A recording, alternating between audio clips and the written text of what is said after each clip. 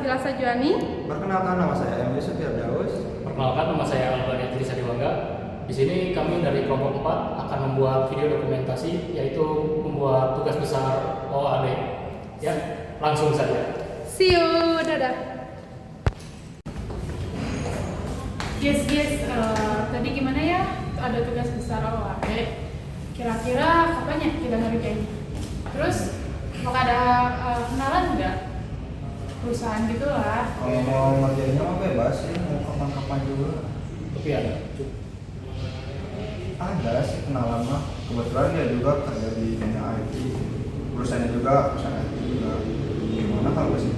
Di mana, Bang? Di PT Raja Pon ya Camandi. Boleh tuh? Siapa aja? Boleh kita analisis sistemnya.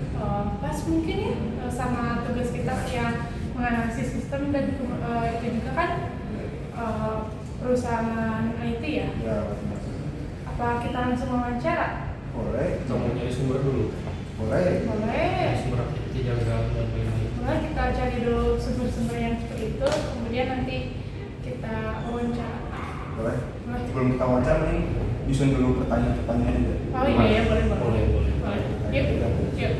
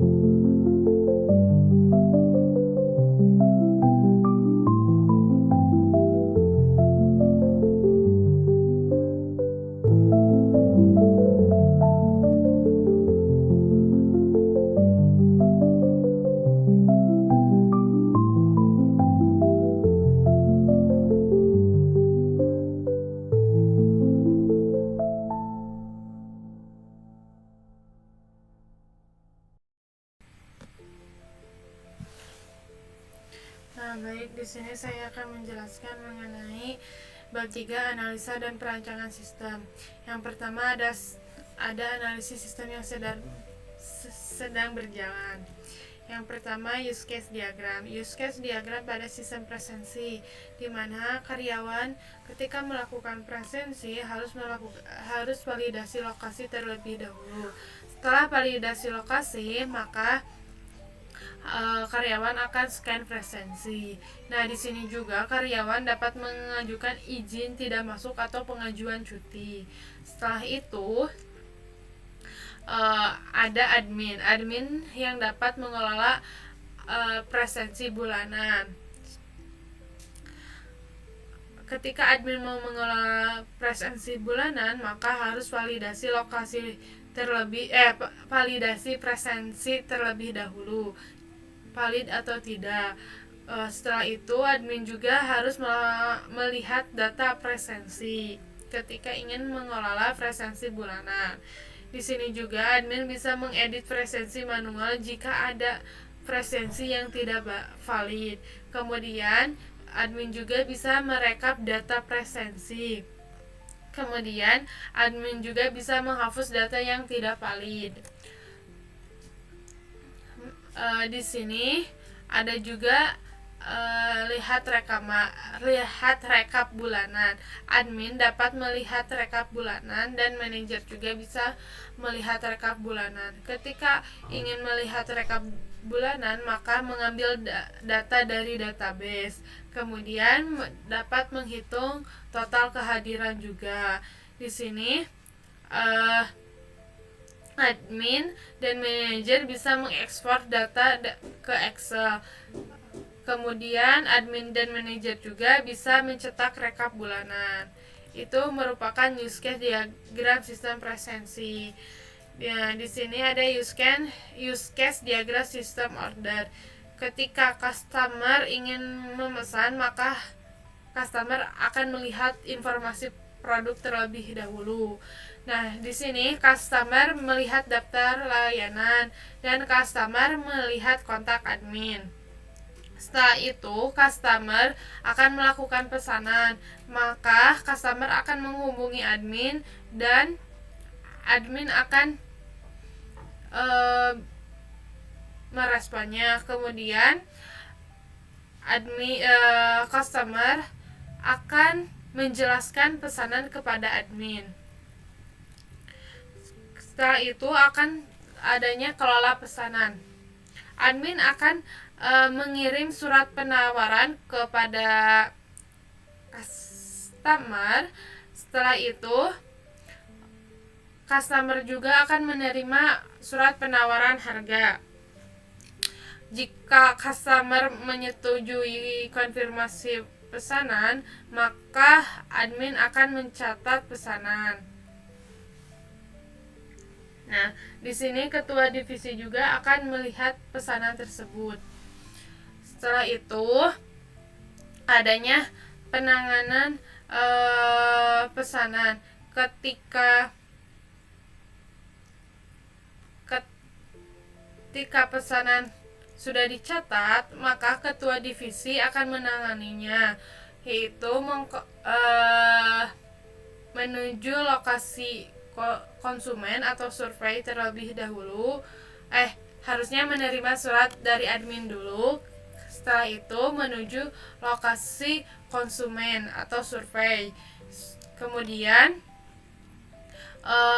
konfirmasi pesanan selesai jika pengerjaan pesanan sudah selesai.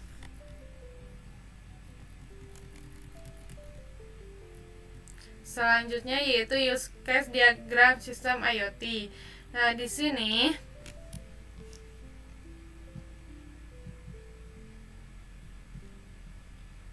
sini ada customer. Customer akan mengirim permintaan alat kepada admin dan akan menjelaskan kebutuhan dan keluhannya. Kemudian admin juga akan meneruskan permintaan ke ketua divisi. yaitu komunikasi internal. Setelah itu akan adanya evaluasi dan persetujuan permintaan, apakah diterima atau ditolak. Nanti akan dikonfirmasi kepada admin. Setelah itu, jika diterima, maka akan menganalisis kebutuhan teknis apa saja sih yang akan dibutuhkan, seperti itu. Di sini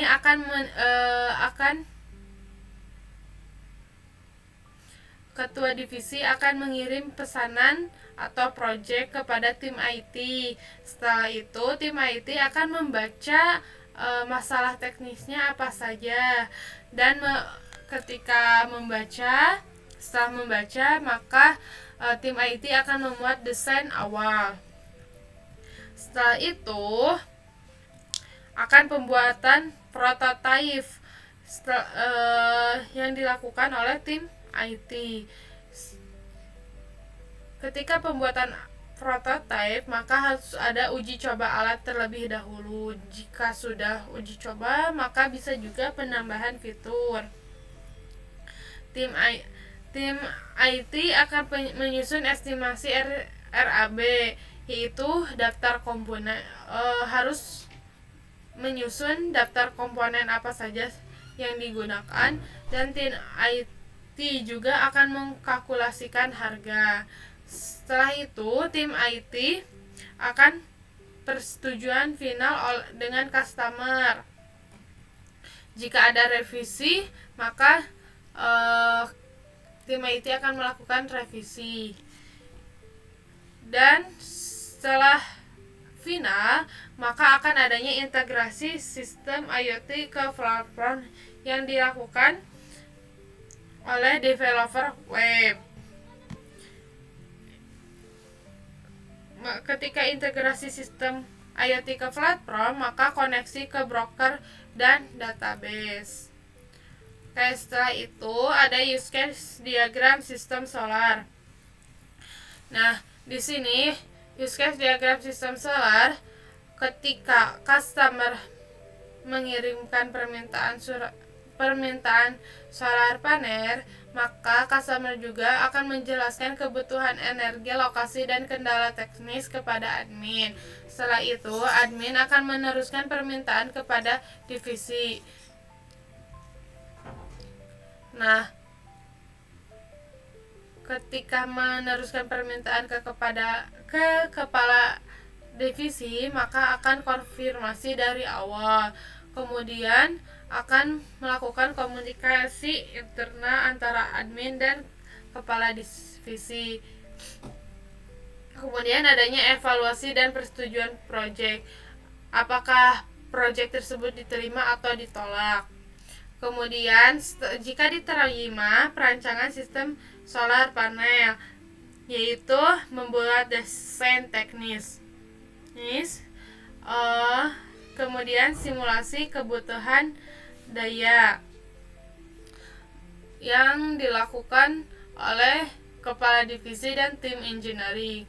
Setelah itu, tim engineering akan membuat prototipe, di mana ketika membuat prototipe harus uji coba prototipe terlebih dahulu. Di sini juga bisa penambahan fitur atau revisi. Setelah itu, tim engineering akan menyusun estimasi RAB. Ketika menyusun estimasi RAB, harus daftar komponen dulu, yaitu harus melist apa saja sih komponen yang digunakan. Setelah itu, tim engineering juga akan kalkulasi harga. Setelah penyusunan estimasi RAB, akan persetujuan final dengan customer apakah project itu disetujui atau ada revisi gitu. Mungkin itu use case diagram sistem solar. Langsung saja kita ke activity diagramnya.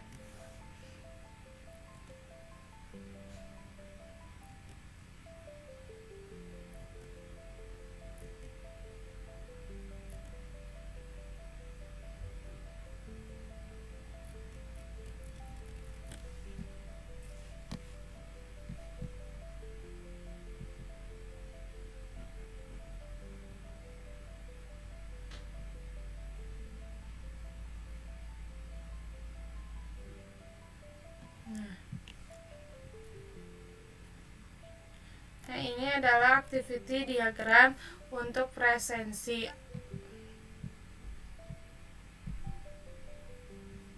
Nah, di sini ada activity diagram sistem presensi. Karyawan akan login ke aplikasi, setelah itu memilih menu presensi. Ini mengaktifkan modus scan QR yang diproses oleh sistem. Setelah itu karyawan akan melakukan scan QR dan sistem akan membaca apakah scan berhasil atau tidak. Jika tidak, maka akan meminta mengulangi scan. Maka karyawan akan mengulangi proses scan dan kembali lagi ke melakukan scan QR. Setelah itu akan ke scan berhasil atau tidak. Jika iya, maka validasi lokasi dan waktu. Jika lokasi dan waktu valid, maka jika iya akan simpan data ke database dan akan tampilan data berhasil.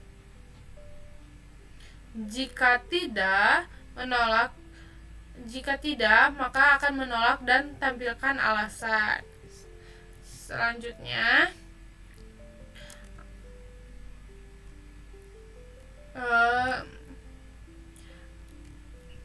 karyawan akan melakukan login, kemudian memilih kelola presensi oleh admin, dan sama sistem akan ditampilkan data presensi. Jika ada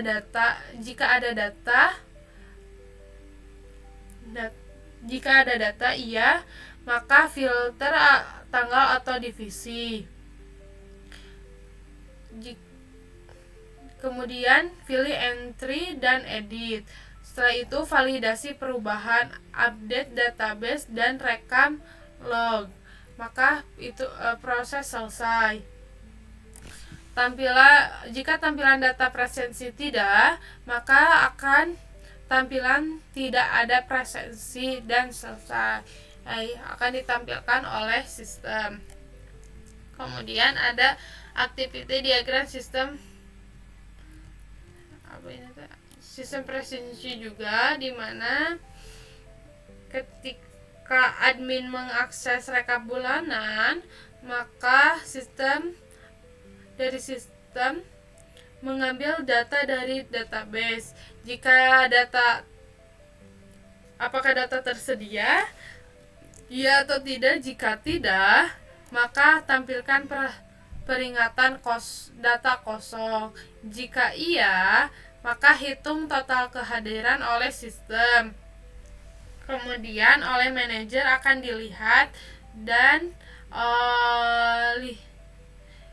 oleh admin juga dilihat jika perlu. Maka seterusnya lakukan rekap data oleh admin dan edit presensi jika perlu oleh admin.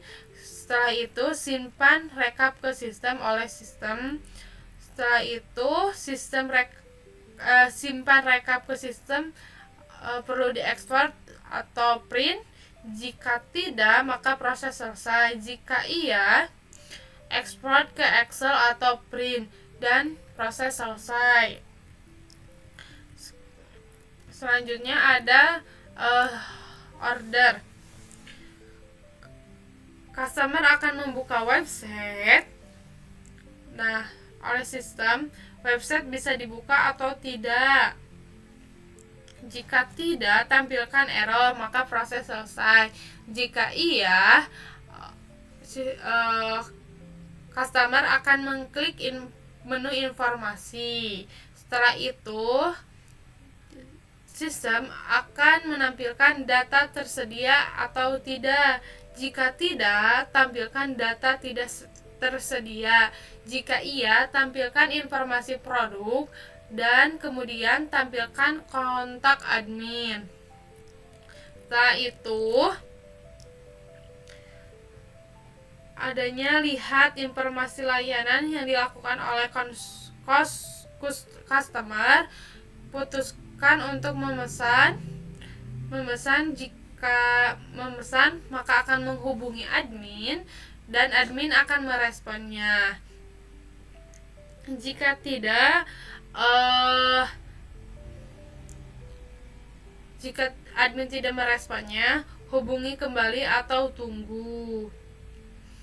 Jika iya, maka hubungi admin, kemudian jelaskan pesanan. Setelah dijelaskan pesanan, customer bisa jelaskan dengan detail. Jika tidak, berikan panduan dan jelaskan pesanan lagi kepada admin. Jika pesanan sudah jelas, maka pesanan akan dicatat oleh admin dan menyatakan pesanan berhasil dicatat.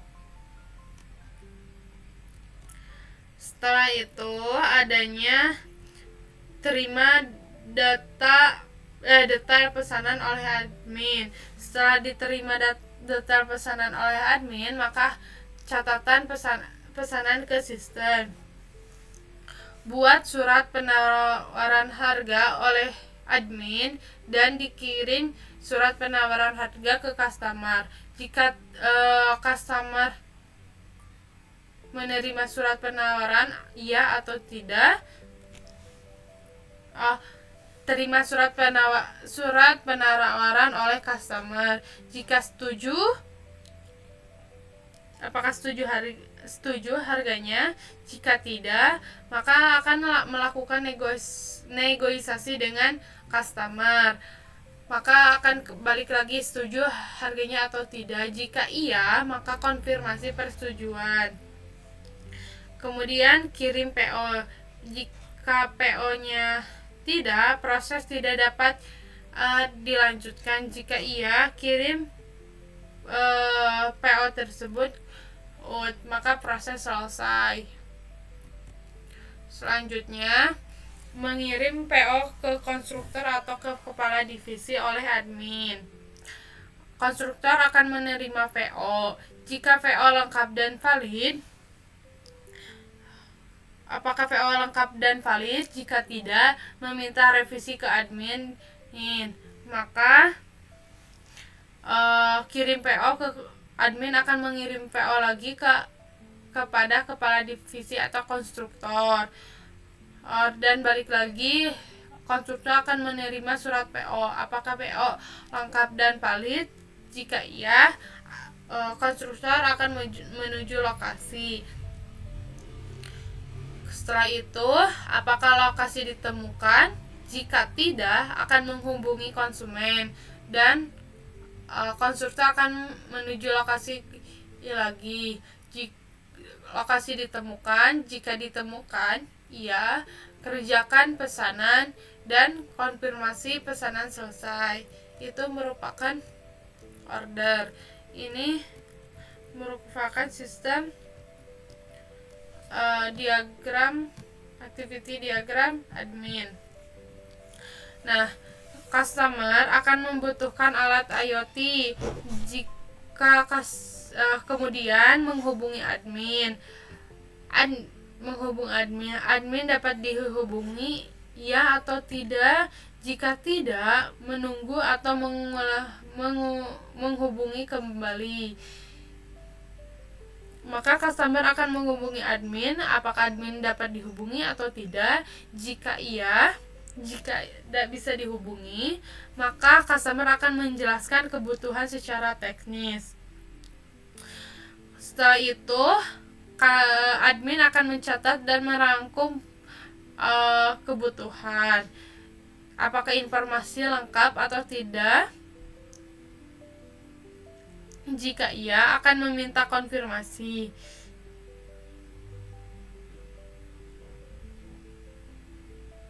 Jika ia meminta konfirmasi, customer akan mengkonfirmasi dan permintaan berhasil dicatat. Jika tidak, admin akan meminta data tambahan kepada customer.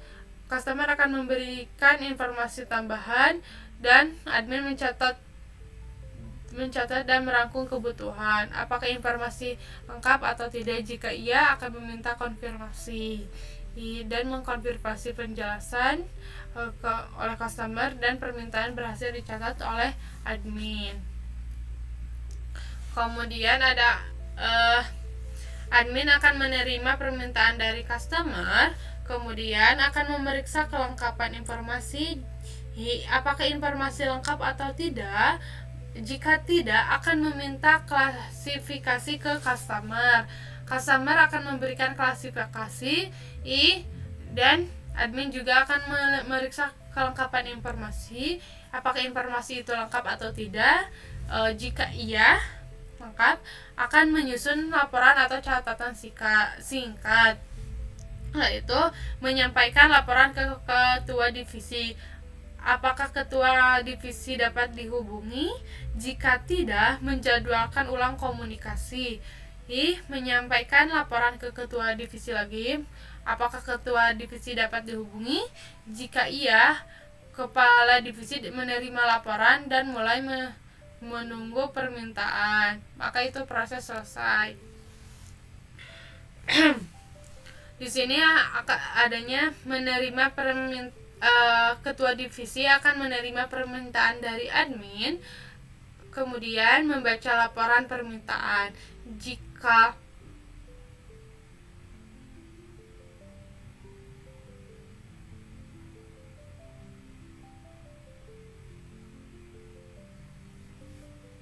iya, akan menilai kebutuhan, urgensi, dan kompleksitas proyek layak atau tidak. Jika tidak, menolak proyek, menginformasikan penolakan ke customer. Jika iya, memberikan persetujuan dan akan menginstruksikan tim IT. Setelah itu tim IT akan menerima instruksi. Itu merupakan activity diagram sistem IoT. Selanjutnya ada activity diagram sistem IoT juga, di mana tim IT akan menerima instruksi dari ketua divisi. Kemudian masalah teknis jelas. Jika tidak, meminta admin menghubungi customer. Selanjutnya menghubungi customer untuk klasifikasi oleh admin. Kemudian customer akan memberikan penjelasan tambahan. Seterusnya admin akan meneruskan informasi ke tim IT. Tim IT akan mempelajari deskripsi masalah dari customer. Jika masalah teknis jelas, jika iya, mulai membuat gambaran teknis solusi. Setelah itu menyusun rencana desain awal sistem. Lokasi implementasi jelas. Jika tidak, akan menghubungi admin customer untuk penyelesaian lokasi. Oleh admin akan menghubungi customer untuk informasi lokasi. Customer akan memberikan informasi lokasi kepada ketua divisi. Setelah itu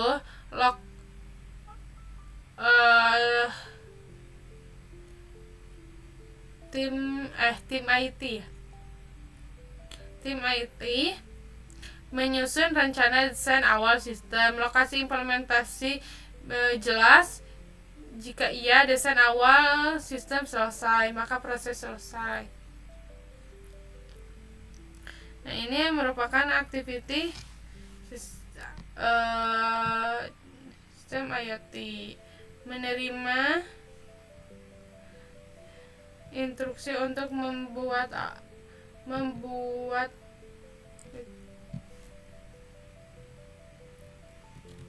alat, kemudian mempersiapkan komponen sesuai desain. Komponen lengkap. Jika tidak, menunda praktikan, mencari suku cabang tersedia. Jika tidak, akan mengganti dengan komponen alternatif, menyesuaikan kembali rancangan alat. Kemudian mempersiapkan komponen sesuai desain, kemudian konfirmasi komponen lengkap. Jika tidak, menunda praktikan, mencari suku cabang tersedia. Jika iya, maka akan mempersiapkan komponen sesuai desain. And kemudian komponen lengkap. Jika iya, mulai merakit prototipe. Kemudian praktikan berhasil. Jika tidak, melakukan pengecekan ulang sirkuit atau kode.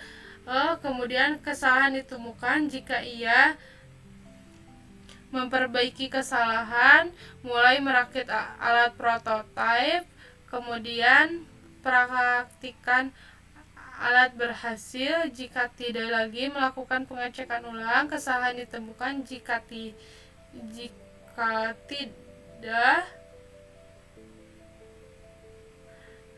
tidak, melakukan revisi desain alat, memuat ulang proses perakitan.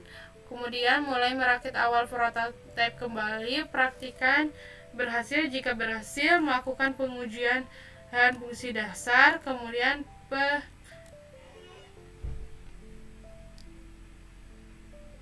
pengujian berhasil. Jika tidak, akan melakukan revisi desain alat. Kemudian melakukan merakit alat prototipe. Kemudian perakitan berhasil. Jika berhasil, melakukan pengujian fungsi dasar. Pengujian berhasil. Jika iya, prototipe dengan berhasil menyiapkan hasil pengujian. Seperti itu. Nah, kemudian di sini tim IT akan memberikan prototipe alat telah dibuat atau dirancang. Jika ia, merinci seluruh komponen yang digunakan, mencari harga satuan tiap komponen. Harga komponen diketahui. Jika tidak, menghubungi vendor. Vendor akan memberikan informasi harga kepada tim IT. Tim IT akan mencari harga satuan tiap komponen. Harga komponen diketahui. Jika iya, mencatat biaya tambahan. Menghubungi total estimasi biaya. Sistem perhitungan berfungsi. Jika tidak, menghitung ulang manual. Menuangkan estimasi ke dokumen. Jika sistem perhitungan berfungsi. Jika iya, maka akan menuangkan estimasi ke format dokumen.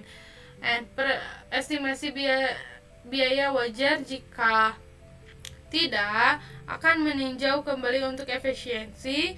Kemudian ketua divisi akan perlu penggantian komponen atau tidak. Jika tidak, melakukan optimasi biaya lainnya. Kemudian menghitung RAB dan selesai. Kemudian estimasi biaya wajar. Jika iya, dokumen RAB diserahkan ke admin atau customer. Seperti itu. Untuk syarat panel juga sama.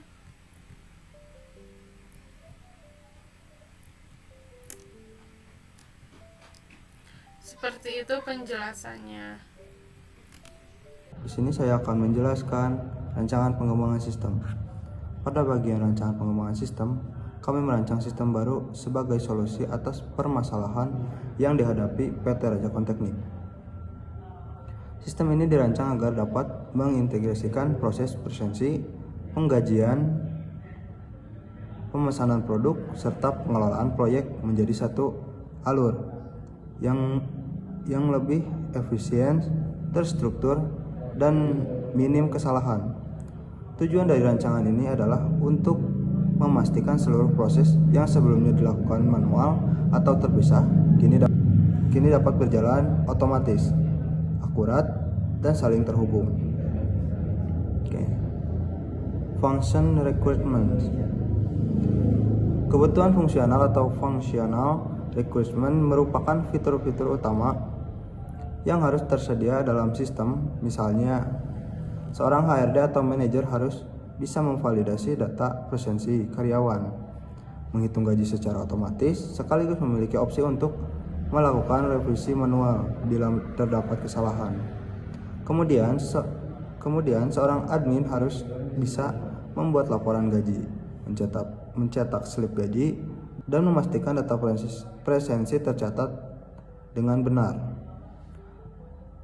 Dari sisi customer, sistem harus menyediakan layanan pemesanan produk.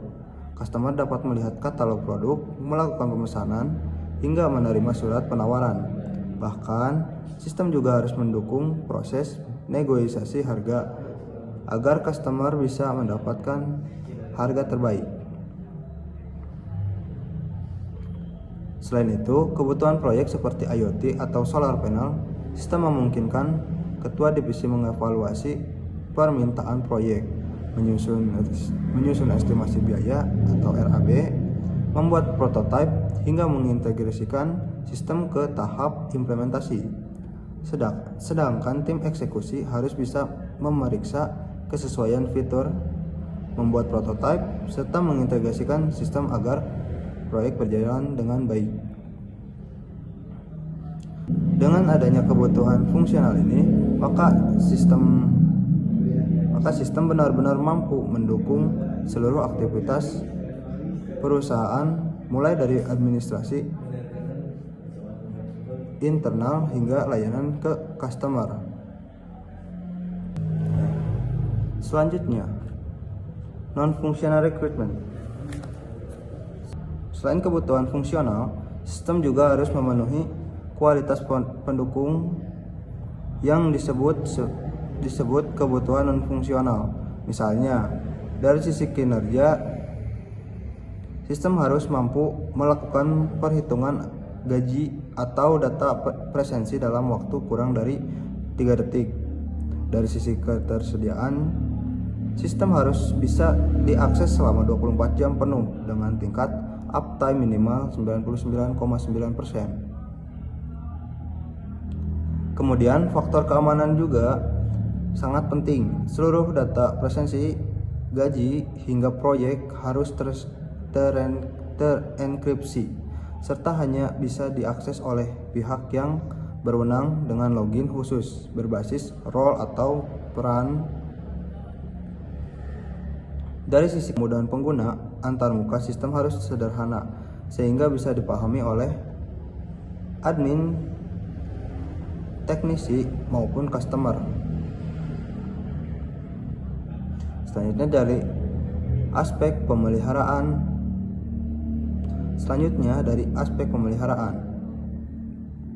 Sistem harus mudah dikembangkan lebih lanjut, misalnya untuk skenario baru. Sistem juga harus portable, artinya bisa digunakan baik di komputer maupun di perangkat mobile. Dari sisi keandalan, data tidak boleh hilang, sehingga harus ada fitur backup dan recovery yang berjalan otomatis. Dengan semua kualitas ini, sistem akan lebih stabil, aman, dan user friendly. Oke, selanjutnya use case diagram. Pada tahap ini, kami menggambarkan hubungan antar aktor dengan sistem melalui use case diagram. Aktor-aktor utama yang terlibat dalam sistem ini antara lain karyawan, HRD atau manajer, admin yang mengelola data presensi, customer,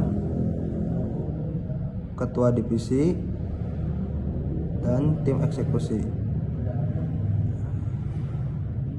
Karyawan yang melakukan presensi harian, HRD dan manajer yang memvalidasi data presensi dan menyetujui perhitungan gaji, admin yang mengelola data presensi, membuat laporan, mencatat pemesanan, hingga mencetak slip gaji, customer yang melihat katalog, melakukan pemesanan, serta bernegosiasi harga, ketua divisi yang mengevaluasi permintaan proyek dan menindaklanjuti pesanan atau proyek yang diajukan customer, tim eksekusi yang bertugas membuat prototipe, menyusun estimasi biaya, hingga mengimplementasi sistem proyek. Diagram ini memberikan gambaran global bagaimana sistem baru akan bekerja, serta interaksi antara pengguna dan sistem secara keseluruhan. Selanjutnya, use case skenario manajemen presensi dan penggajian.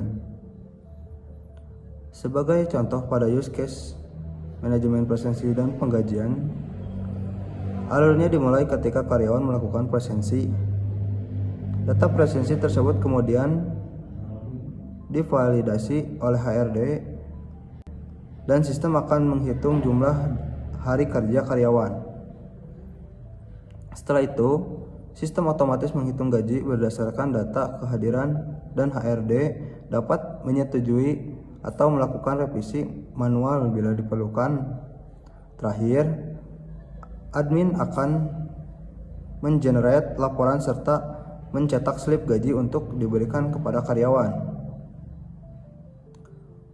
Kemudian, ada use case manajemen pemesanan yang menjelaskan bagaimana customer dapat melihat katalog produk, melakukan pemesanan, lalu admin mencatat pesanan dan mengirimkan surat penawaran harga. Jika harga disetujui, maka pesanan dilanjutkan ke tahap konfirmasi PO.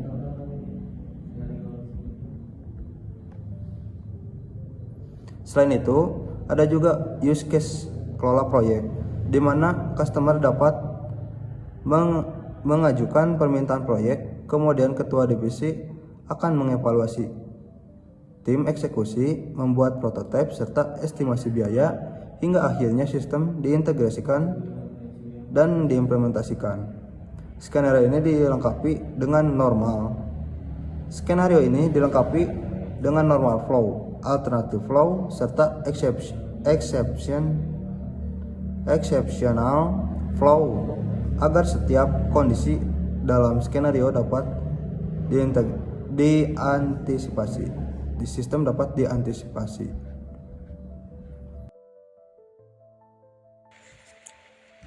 Assalamualaikum warahmatullahi wabarakatuh. Di sini saya Albanit Krisadiwangga akan menjelaskan atau meneruskan penjelasan dari M Yusuf ya. Di sini saya ke bagian activity diagram.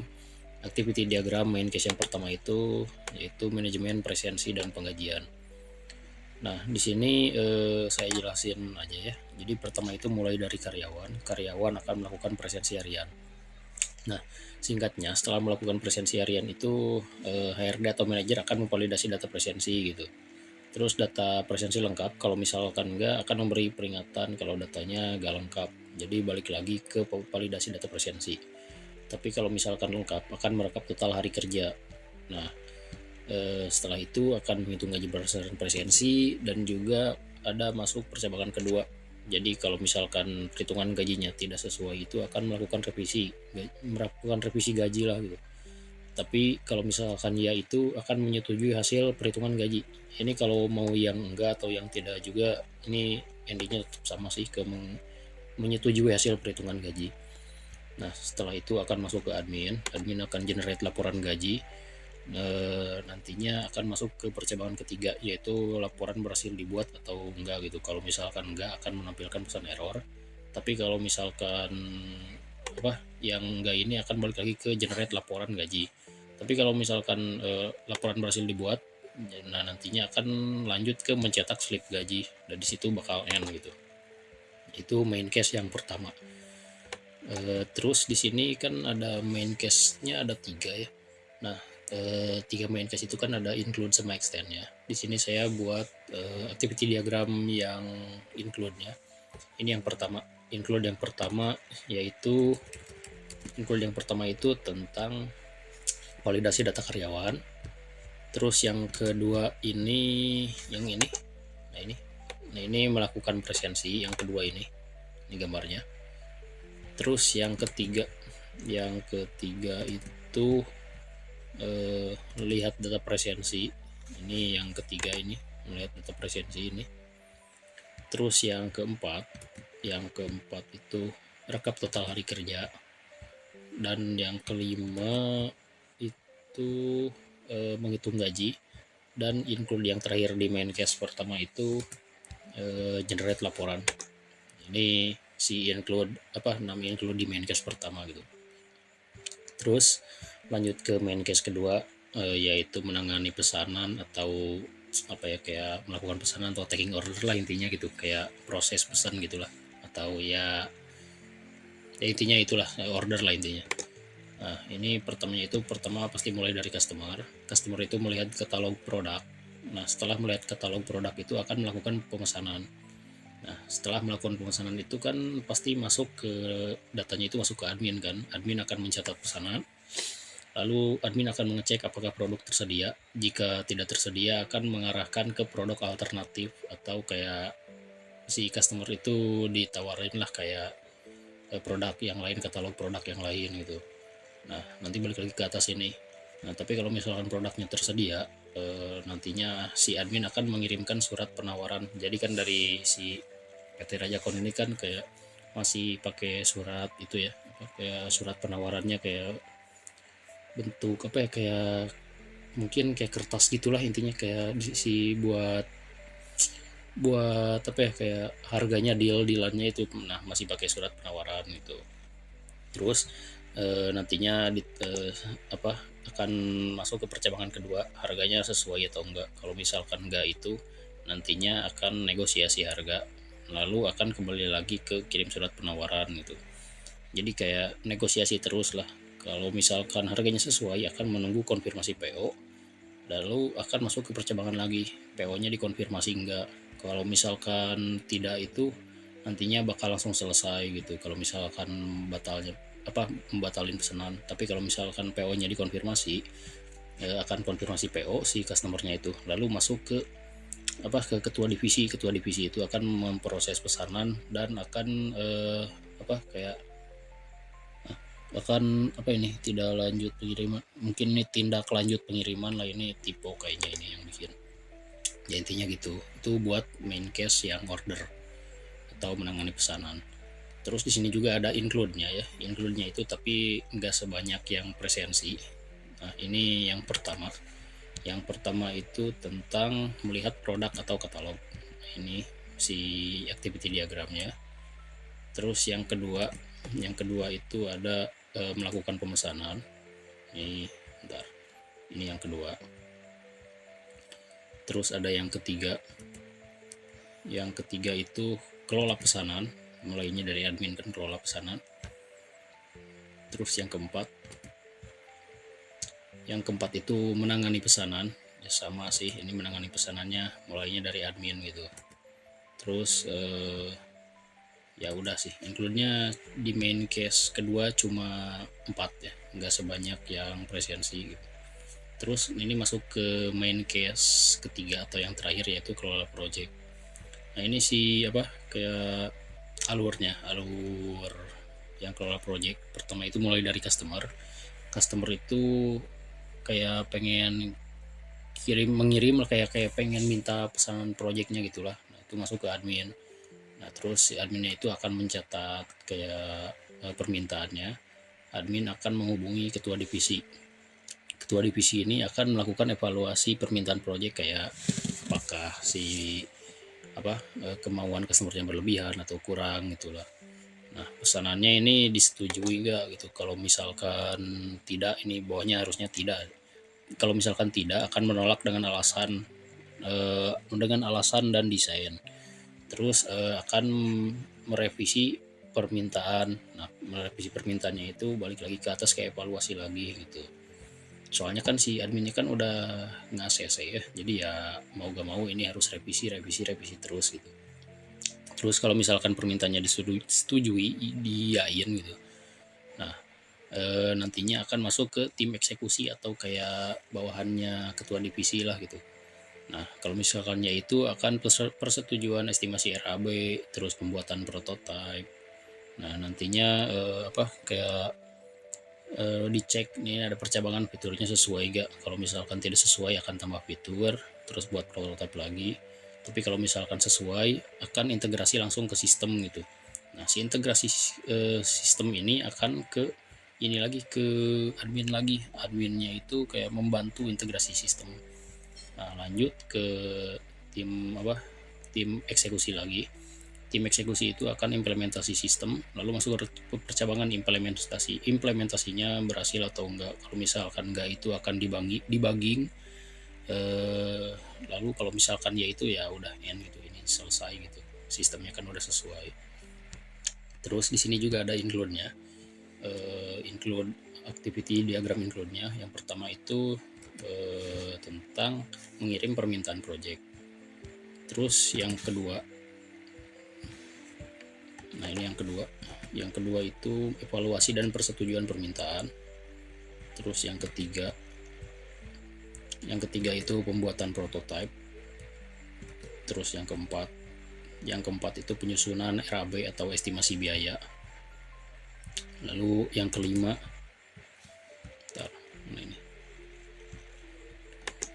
yang kelima itu integrasi dan implementasi ke sistem.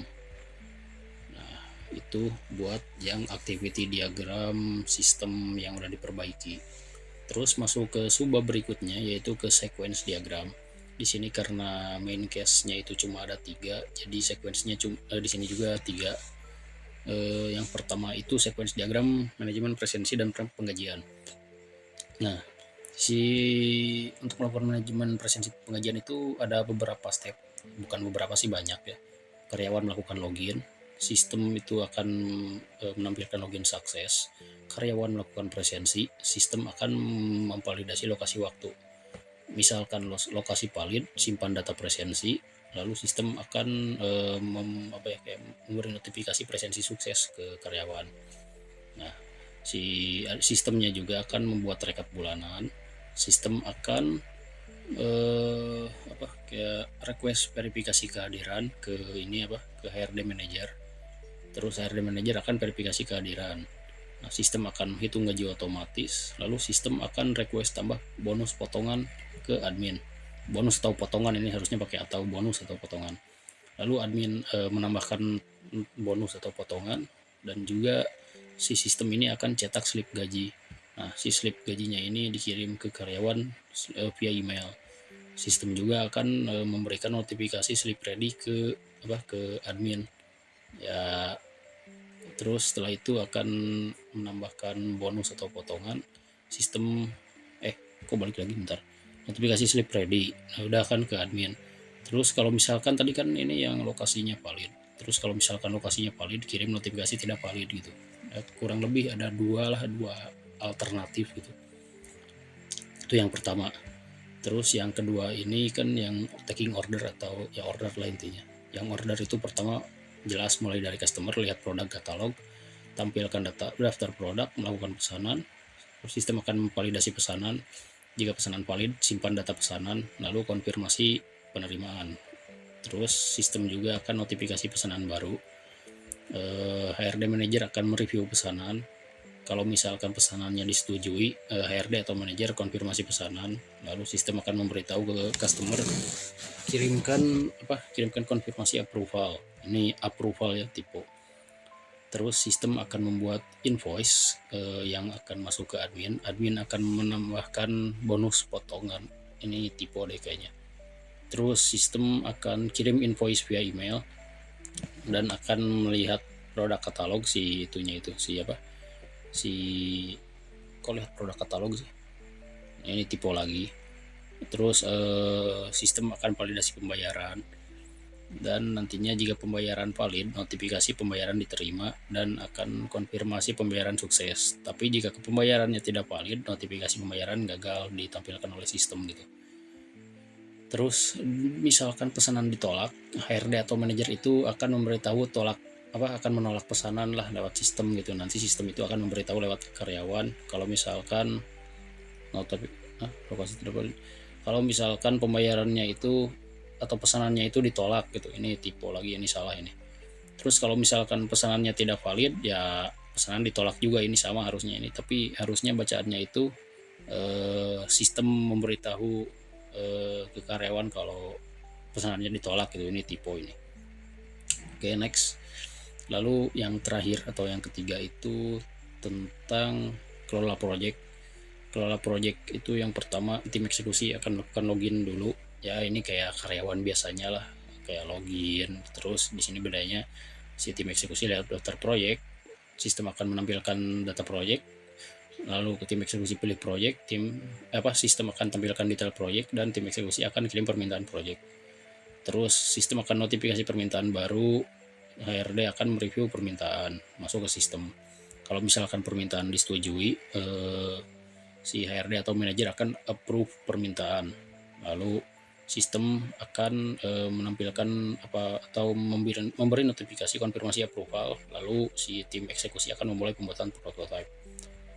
Di sini lanjut update status project, upload prototype, validasi prototype. Kalau misalkan prototipenya valid, akan notifikasi prototype ready ke HRD atau manajer. Lalu si HRD atau manajer akan review prototype. Misalkan prototype disetujui, lalu akan di approve lah si prototipenya itu. Lalu akan memulai implementasi. Tim eksekusi akan integrasi implementasi sistem, lalu akan testing sistem. Kalau misalkan testingnya berhasil, notifikasi project selesai, masuk ke customer. Lalu si sistemnya juga akan memberitahu update status project selesai ke admin. Nah, kalau misalkan testingnya gagal, notifikasi testing gagal, dan juga akan melakukan perbaikan sistem. Dan juga ini kan kalau misalkan prototipenya ditolak, si HRD atau manajer itu akan menolak prototype dan juga akan memberi notifikasi revisi prototype ke tim eksekusi. Dan juga di sini ada prototype tidak valid. Kalau misalkan prototype tidak valid, akan notifikasi revisi prototype juga ini sama. Dan juga di sini kalau permintaan ditolak, akan tolak permintaan dari HRD atau manajer, dan juga memberi notifikasi ke tim eksekusi kalau permintaannya ditolak gitu. Oke, buat sequence sih udah kayak segitu. Terus di sini masuk ke kelas diagram ya. Kelas diagramnya di sini ada 9 kotak atau 10 kalau saya nggak salah, itu bentar, 1 2 3 4 5 6 7 8 9 10. Di sini kelasnya itu ada kelas admin, kelas karyawan, kelas presensi, kelas penggajian, kelas HRD atau manajer, kelas customer, kelas pesanan, kelas tim eksekusi, kelas ketua divisi, dan kelas project. Oke, buat bab 3 saya rasa cuma segitu penjelasannya, dan sekarang masuk ke bab 4 ya. Ke bab 4 ini di sini ada kesimpulan dan saran. Di sini saya bacain aja kesimpulan. Berdasarkan hasil analisis dan perbandingan sistem informasi pada PT Raja Konteknik, dapat diambil beberapa kesimpulan sebagai berikut. Yang pertama, sistem presensi manual yang selama ini digunakan oleh PT Raja Konteknik memiliki sejumlah kelemahan seperti kurang efisien, rentan manipulasi data, dan tidak terintegrasi langsung dengan sistem pengajian. Oleh karena itu dibutuhkan sistem yang mampu mencatat kehadiran secara otomatis berdasarkan validasi lokasi dan waktu, serta terhubung dengan proses penghitungan gaji. Nah, itu yang tim kami atau kelompok kami itu kerjakan gitu di project ini tuh, kayak kayak menggabungkan gitu yang presensi dan pengajian. Yang kedua, next, dengan pendekatan OAD ini, tim pengembang berhasil merancang sistem informasi presensi dan pengajian terintegrasi yang mencakup use case diagram, use case skenario, activity diagram, hingga FRS dan NFRS. Hal ini memungkinkan sistem kerja lebih terstruktur, modular, dan sesuai kebutuhan pengguna. Yang ketiga, sistem yang dirancang mencakup beberapa fitur utama seperti pencatatan presensi, masuk dan keluar, validasi lokasi dan waktu, kehadiran bulanan, perhitungan gaji otomatis, hingga pencetakan slip gaji. Selain itu, sistem juga dirancang untuk mendukung proses pemesanan produk, pengelolaan proyek IoT, dan instalasi solar panel yang terintegrasi dalam satu platform atau bisa dibilang kelola proyek. Yang keempat, implementasi sistem ini diharapkan dapat meningkatkan efisiensi operasional perusahaan, meningkatkan transparansi terhadap hak karyawan, serta mendukung pengambilan keputusan manajerial yang lebih akurat berbasis data. Dan ini sarannya, saya bacain poinnya aja. Agar sistem yang telah dirancang dapat berjalan secara optimal dan berkelanjutan, maka berikut beberapa saran yang dapat dipertimbangkan. Yang pertama, tahap implementasi dan pengujian. Yang kedua, pelatihan pengguna. Yang ketiga, pemeliharaan dan evaluasi berkala. Yang keempat, pengembangan lanjutan. Oke. Mungkin dari kelompok kami atau dari saya sekian ya. Karena di sini saya juga masuk ke bab 4 yang mana bab penutup lah bisa dibilangnya. Saya pengen ngucapin terima kasih dan juga mohon maaf bila ada salah kata. cukup sekian dari saya perwakilan kelompok 4. Wassalamualaikum warahmatullahi wabarakatuh.